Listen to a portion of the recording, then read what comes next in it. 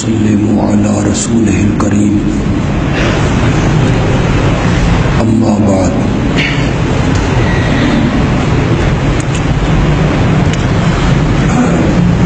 تقریر اور خطاب انشاءاللہ کل کے پروگرام میں جو مغرب کی نماز کے بعد 18 بلاک میں ہوگا وہاں کریں گے انشاءاللہ۔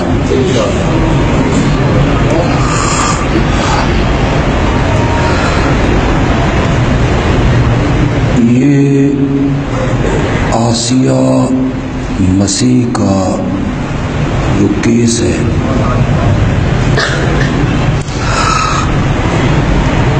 یہ 2009 میں مقدمہ درج ہوا۔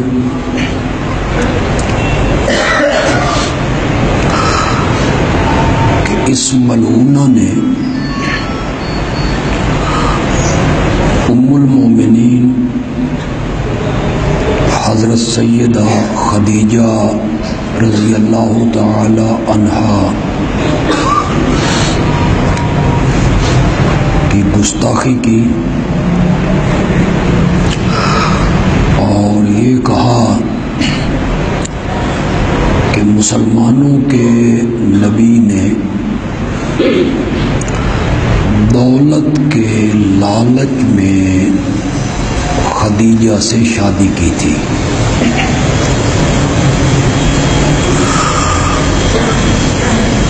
قرآن کے متعلق نازیبا الفاظ کہے کہ یہ اللہ کی کتاب نہیں، خود اس نبی کی بنائی ہوئی کتاب ہے۔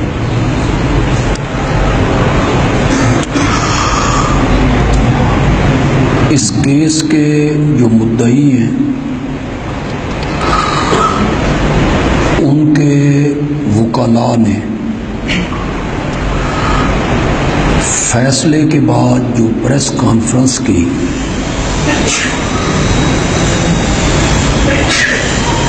اس میں انہوں نے کہا کہ جو الفاظ نبی کریم صلی اللہ علیہ وسلم کے متعلق اس ملعونہ نے استعمال کیے، ہم اسے یہاں نقل بھی نہیں کر سکتے۔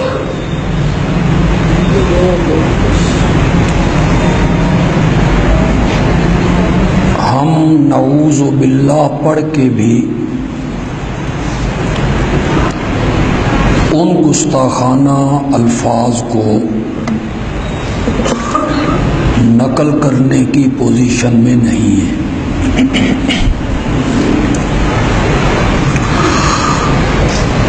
اس ملعونہ نے اس گاؤں میں مسلمانوں کے اس اجتماع میں اپنے ان کلمات کا اقرار بھی کیا کہ میں نے یہ کلمات کہے ہیں، مجھے معاف کیا جائے۔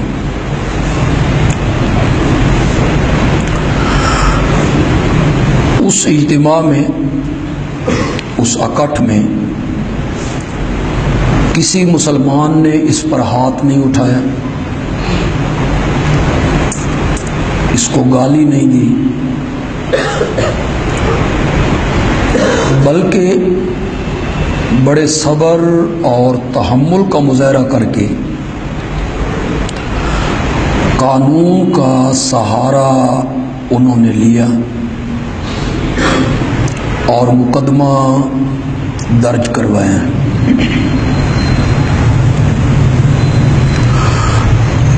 ایس پی نے اس کی تحقیق کی اور اس کی تفتیش میں یہ ثابت ہوا کہ اس ملعونہ نے یہ گستاخانہ کلمات کہے۔ سیشن نے اسے سزائے موت کی سزا سنائی اور جج نے 1 to 1 اس ملعونہ سے پوچھا کہ یہاں تم ہو یا میں ہوں، تم بتاؤ تم نے یہ جملے یہ کلمات واقعی کہے؟ جج کے سامنے اس ملعونہ نے اقرار کیا کہ یہ کلمات میں نے کہے ہیں۔ ہائی کورٹ نے اس فیصلے کو برقرار رکھا۔ یہی گواہ تھے، یہی مدعی تھا، یہی استغاثہ تھا، یہی قانون تھا، یہی ضابطے تھے، اور ان ججز نے انہی کتابوں کو پڑھا ہوا تھا جن کتابوں کو سپریم کورٹ کے ججز نے پڑھا ہے۔ آج کئی لوگ جو اس ملعونہ کے حق میں بول رہے ہیں، پروپیگنڈے کا شکار ہوئے یا سیاسی وابستگی انہیں اس بات پہ آمادہ کر رہی کہ آسیہ کا کہنا یہ ہے کہ جس جگہ پہ یہ کہتے ہیں کہ میں نے یہ کلمات کہے، مسلمان عورتوں نے حضرت عیسیٰ علیہ السلام کو گالیاں نکالی۔ یہ بات عقل کے خلاف ہے۔ کوئی مسلمان اور کلمہ پڑھنے والا ہے، چاہے وہ جاہل ہو یا کتنا ہی گیا گزرا کیوں نہ ہو، وہ حضرت عیسیٰ علیہ السلام کے متعلق توہین آمیز کلمات نہیں کہہ سکتے۔ آپ اپنی خواتین سے جا کے بات کر، میں اپنی خواتین سے جا کے بات کر، ہماری خواتین حضرت عیسیٰ علیہ السلام کا نام ادب سے احترام سے لیں۔ ہم حضرت عیسیٰ علیہ السلام کا اسی طرح احترام کرتے ہیں جس طرح ہم حضرت محمد الرسول اللہ صلی اللہ علیہ وسلم کا احترام کرتے ہیں۔ درجات میں فرق ہے۔ ہم اپنے پیارے پیغمبر کو تمام نبیوں سے افضل مانتے،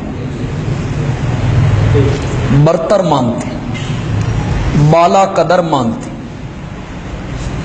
اور خود ہمارے پیارے پیغمبر نے کہا تھا انا سید ولد آدم، کہ اولاد آدم کا میں سردار ہوں۔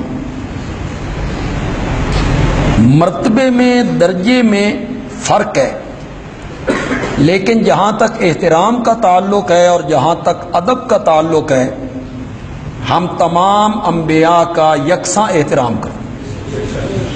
اگر کوئی آدمی حضرت عیسیٰ علیہ السلام کی توہین کرے، اس کے لیے بھی 295C کہتا ہے کہ سزائے موت ہے۔ یہ صرف ہمارے پیغمبر کے لیے نہیں ہے، کسی پیغمبر کی توہین ہو 295C کا اطلاق اور مقدمہ FIR اس پر درج ہوگی۔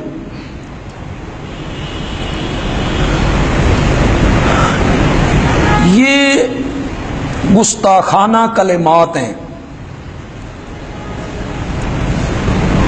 بے ادبی پہ مبنی جملے ہیں۔ ایسے جملے تو ہیں کہ وکیل کہتے ہیں کہ ہم ان کو ادا نہیں کر سکتے، ہماری زبان اجازت نہیں دیتی کہ ہم وہ جملے اپنی زبان پہ لائیں۔ اور یہاں ادب، عظمت اور عزت مصطفیٰ صلی اللہ علیہ وسلم کا مقام یہ ہے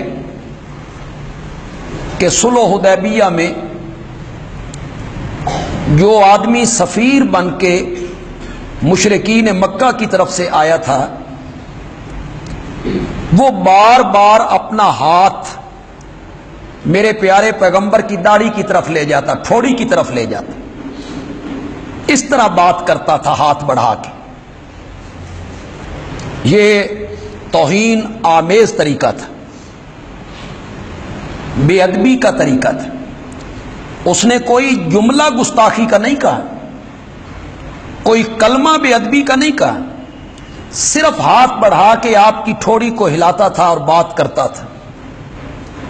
حضرت مغیرہ بن شعبہ رضی اللہ تعالی عنہ جو نبی پاک کے پیچھے کھڑے تھے، انہوں نے تلوار نیام سے باہر نکال اور فرمایا اپنا ہاتھ پیچھے کرو، اگر تم نے پھر ہاتھ میرے نبی کی داڑھی کی طرف بڑھایا تو پھر یہ ہاتھ صحیح سالم واپس نہیں جائے۔ یہاں عالم یہ ہے کہ صرف گستاخی اور بے ادبی کا شائبہ ہو اور ہاتھ آپ کی داڑھی مبارک کی طرف اٹھے تو صحابی اسے برداشت نہیں کرتا، وہ تلوار نیام سے نکال لیتے۔ آج یہ کہنا کہ جو عورت نبی پاک کے سر پہ گن ڈالتی تھی آپ اس کی بیمار کرسی کے لیے چلے گئے۔ آپ کو یہ حق حاصل تھا کہ آپ اپنے دشمن کو معاف کر دیں، آپ کو یہ حق حاصل تھا کہ آپ اپنے بے ادب کو معاف کر دیں۔ امت کو یہ حق حاصل نہیں ہے۔ آپ کو یہ یاد رہا کہ ایک عورت گن ڈالتی تھی، وہ بیمار، حالانکہ یہ کوئی حدیث میں نہیں ہے، کوئی مستند واقعہ بھی نہیں ہے کہ یہ کوئی مستند واقعہ ہے، تاریخ و سیرت کی کتابوں نے اس کو نقل کیا ہے۔ یہ تمہیں یاد رہا، اور تمہیں یہ یاد نہ رہا کہ یہودیوں کے سب سے بڑے عالم کعب ابن اشرف کے متعلق میرے نبی نے فرمایا تھا اس کی باتوں نے مجھے بہت رنجیدہ کیا ہے، تم میں سے کون ہے جو اس کی گردن قلم کر کے میرے پاس لائے؟ وہ تمہیں یاد نہیں رہا کہ کعب ابن اشرف یہودیوں کے سب سے بڑے عالم کی گردن قلم کرنے کا آپ نے حکم دیا تھا؟ کہ آپ کو یہ یاد نہیں رہا کہ ایک نابینا صحابی، اس کے پاس جو لونڈی تھی جس سے اس کے چاند جیسے دو بچے تھے، اور وہ لونڈی انتہائی خوبصورت تھی، اور اس نابینا صحابی کو اس کے ساتھ بہت زیادہ پیار تھا، وہ مشرکہ تھی۔ اس نے نبی پاک کے متعلق کچھ جملے کہے اور اس نابینا صحابی نے نیزہ اس کے سینے میں اتار دی، اور اس نے کہا یا رسول اللہ مجھے اس سے بہت محبت تھی، وہ میرے دو بچوں کی ماں تھی، لیکن آپ کے متعلق گستاخانہ کلمات کہے اور پھر اس دنیا میں زندہ رہے، تو یہ تمہیں یاد نہیں رہا؟ تمہیں سیرت و تاریخ کا صرف ایک واقعہ یاد رہا جو مستند بھی نہیں ہے، جو کسی حدیث کی کتاب میں درج بھی نہیں ہے؟ پوری امت کا اس بات پہ اتفاق ہے، اور علامہ ابن تیمیہ نے اس پر مستقل ایک کتاب لکھی ہے کہ گستاخ رسول کی ایک ہی سزا ہے کہ اس کا سر تن سے جدا کر دیا جائے۔ اس پر تو پوری امت کا اتفاق ہے۔ میں آپ بھی لازماً اس سوچ میں ہوں گے،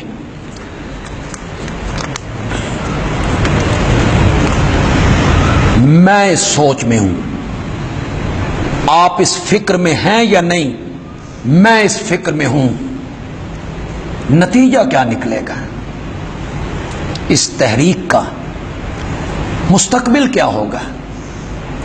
آج کراچی میں 3 آدمی جام شہادت نوش کر گئے، ان کی عمریں 18 اور 20 سال کے درمیان۔ وہ کسی کے گھر کے چشم و چراغ نہیں ہے۔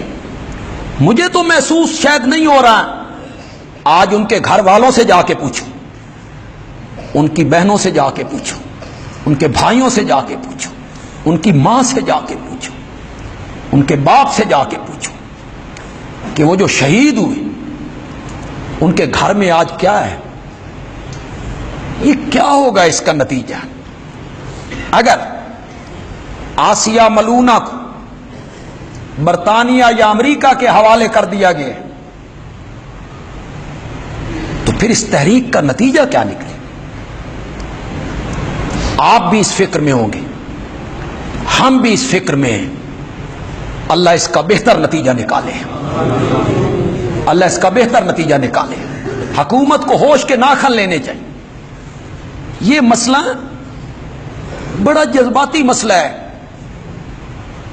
مسلمان کے لیے سب سے بڑی متاع آمنہ کا لال ہے، اس سے اوپر کوئی چیز نہیں ہے اس کے لیے۔ ایک مومن اپنا سب کچھ آمنہ کے لال کی ذات پہ قربان کرنے کے لیے تیار ہے، اور لوگوں کا یہ عالم ہے۔ آج آپ نے دھرنوں میں دیکھا ہوگا، سوشل میڈیا پہ آپ دیکھ رہے ہیں، لوگ مرنے کے لیے اور سینے پہ گولیاں کھانے کے لیے تیار بیٹھے ہوئے ہیں۔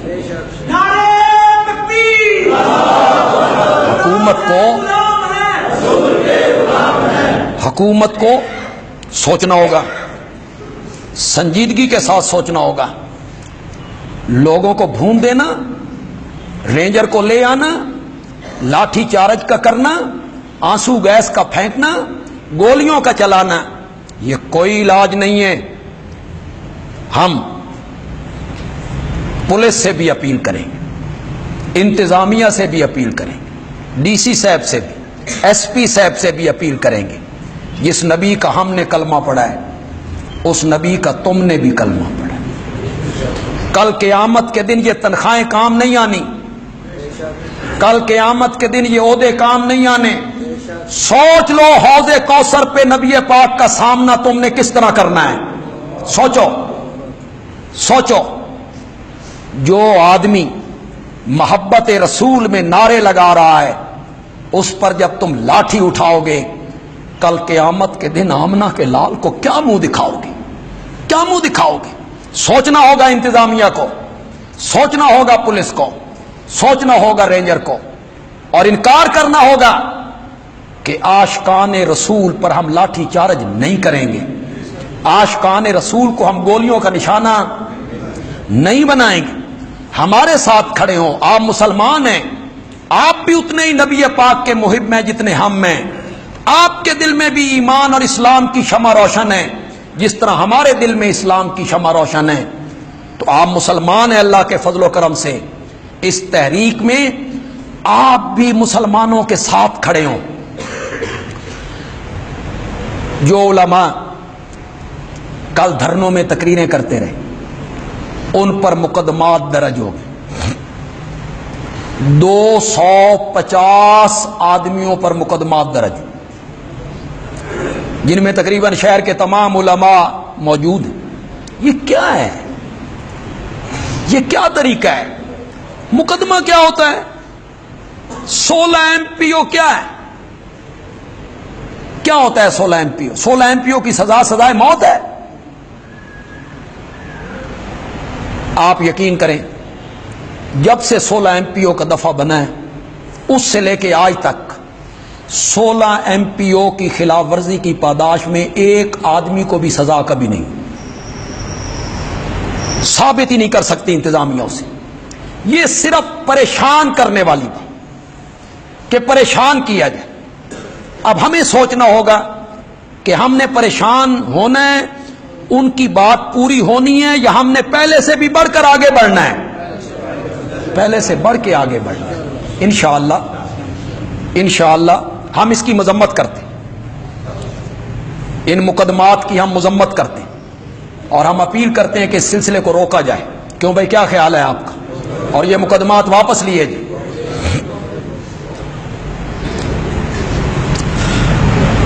میں وزیر اعظم کی تقریر پر گفتگو نہیں کرنا چاہتا۔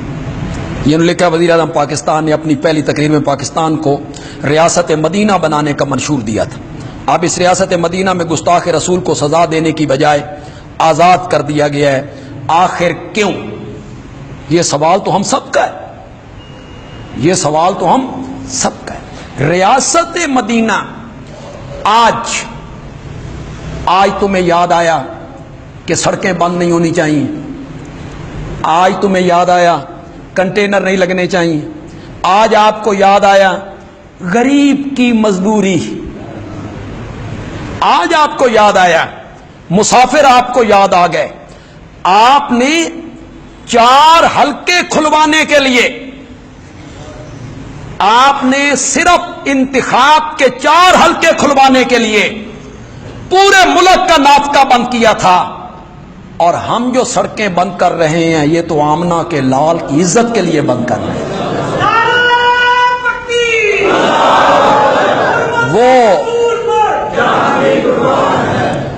وہ جائز تھا 4 حلقے کھلوانے کے لیے؟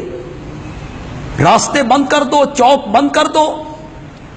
وزیر اعظم صاحب کی ایک تقریر آج بھی میرے ذہن میں گونج رہی ہے، میں فلاں تاریخ کو لاہور بند کر دوں گا، اس کے 4 دن بعد فیصل آباد بند کر دوں گا، اس کے 4 دن بعد کراچی بند کر دوں گا، اس کے 4 دن بعد پورا ملک بند کر دوں گا۔ یہ راستہ تو آپ نے دکھایا، یہ راستہ تو آپ نے خود دکھایا ہے قوم کو، اب قوم اس راستے پہ چل نکلی ہے، راستہ آپ نے دکھایا۔ اللہ دعا یہ کرے، دیکھیں جو کچھ 2 بلاک میں ہوا، 3 بلاک میں ہوا، دکانداروں کے ساتھ ہوا، کھوکھے والوں کے ساتھ ہوا، ریڑی والوں کے ساتھ ہوا، کوئی آیا سڑکوں پر؟ کوئی نہیں۔ لیکن جب نبی پاک کی حرمت کی بات آئی تو پھر سب آئے۔ معلوم ہوتا ہے کہ اس قوم کو دنیا کی ہر چیز سے بڑھ کر محبت ہے حضرت محمد الرسول اللہ صلی اللہ علیہ وسلم۔ میری آپ سے گزارش کہ کل کا جو پروگرام ہے 18 بلاک میں مغرب کے بعد مسجد میں احتجاجی جلسہ ہے، آپ تمام حضرات اپنے ساتھیوں سمیت بڑے ولولے اور جذبے کے ساتھ آپ اس میں شریک ہوں گے۔ بولو جی، آپ آئیں گے انشاءاللہ، سب حضرات اس میں شریک ہوں۔ نے کہا کہ محمد پوری کا یہاں آئے بچے میں آئے، پھر یہاں سے فوٹو بھی جائیں گے۔ میرا مشورہ یہ ہے کہ سورج ہلکے سے پورے شہر سے جاتی یہاں پر آئے، یہاں سے ریلی کی شکل میں کرنا جائے۔ جیسے آپ کو آسانی ہو، پہنچنا ہے آپ نے 18 بلاک۔ میں آپ کو پابند نہیں کرتا کہ آپ عصر کے بعد نکل کھڑے ہوں، کوئی آپ کی تقاضے ہوں، البتہ مغرب تک آپ ہر صورت میں 18 بلاک پہنچنے کی کوشش کریں گی جی انشاءاللہ۔ ابھی عشاء کے بعد ہمارا ایک پروگرام ہے اربن ایریا میں، یہ وہ روٹین کے پروگرام ہے تحفظ ختم نبوت، وہ جو ہمارے 10 دن کے پروگرام چل رہے ہیں۔ آج اس سلسلے کا درس انوار الاسلام گلی نمبر 7 میں اربن ایریا میں ابھی عشاء کی نماز کے بعد انشاءاللہ وہاں درس ہوگا۔ ابھی اذان ہوتی ہے اور اس کے 5 منٹ بعد انشاءاللہ نماز